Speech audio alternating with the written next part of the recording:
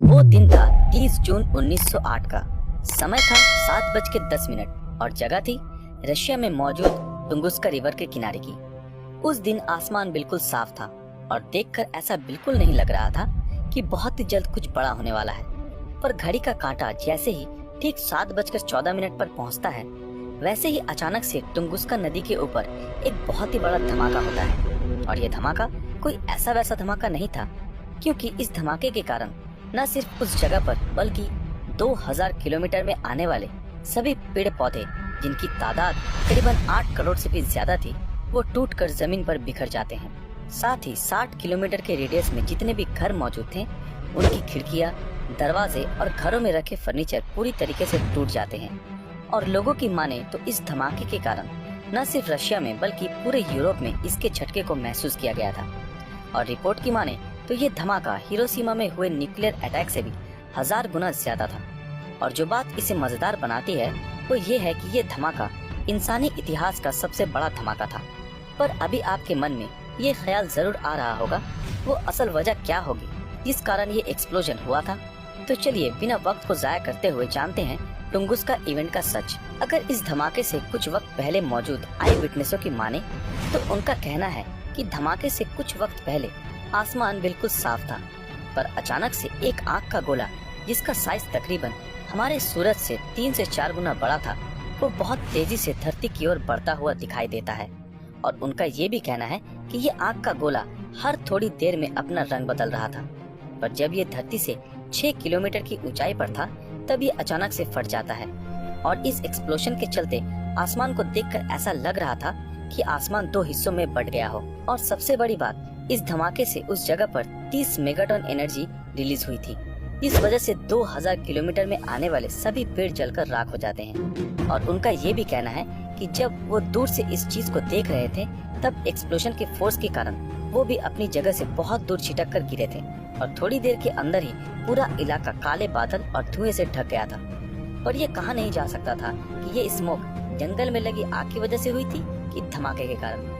पर जब ये धुआं उस इलाके से हटता है, तब उस इलाके पर कई सारे अजीबोगरीब चीजें देखने को मिलती है, जैसे बादलों का बहुत अजीब तरीके से चमकना, और सूर्य अस्त के समय सूरज का कलरफुल दिखना, और रात के समय जंगल से आती हुई रोशनी। पर साल 1908 में रशिया पर हुई पॉलिटिकल अनस्टेबिलिटी के चलते साइंटिस्टों को उस जगह पर जाकर रिसर्च करने की अनुमति नहीं दी जाती है। और वहाँ पर साइंटिस्टों द्वारा पूरे 19 सालों तक कोई भी रिसर्च नहीं कंडक्ट किया जाता है। पर फिर साल 1927 में लियोनार्ड कुलिक नाम के एक मेटेरोलॉजिस्ट ने टुंगुस्का इवेंट के ऊपर ग्राउंड जीरो पे जाकर रिसर्च करने की सोची। पर जब लियोनार्ड धमाके की जगह के सबसे नजदीकी विलेज पर पूछताछ करने पहुंचते हैं, तब वहां कोई भी व्यक्ति इस बारे में कोई बात नहीं करना चाहता, क्योंकि उनका मानना था कि वो धमाका उनके भगवान द्वारा किया गया था, और अगर कोई व्यक्ति उसके बारे में बात करेगा तो उनका भगवान उसे मार देगा। इस वजह से लियोनार्ड को उस गाँव से खाली हाथ लौटना पड़ा था। पर जब वो इसके 1 महीने बाद ग्राउंड जीरो पर पहुंचते हैं, तब वहां उन्हें बहुत ढूंढने के बाद भी कोई क्रेटर नहीं मिलता।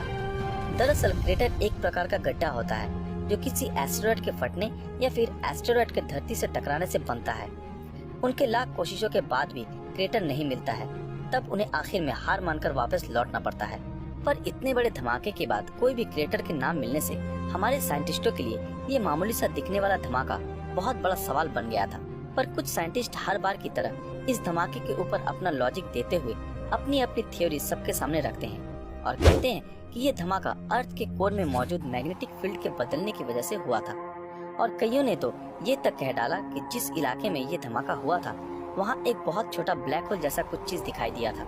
और कुछ ने तो ये भी लॉजिक दिया कि इसके पीछे एलियंस का हाथ है, क्योंकि अगर हम धमाके वाली साइट को देखें तो वहाँ पर कोई भी इंसानी बस्ती नहीं थी, और ये इतना वेल नेविगेटेड था कि ये घटना एलियंस द्वारा कराई गई थी। ऐसा लगता है क्योंकि मान लो अगर ये धमाके कुछ सेकंड भी आगे पीछे होते तो करोड़ों लोगों की जान जा सकती थी, पर ऐसा कुछ भी नहीं हुआ।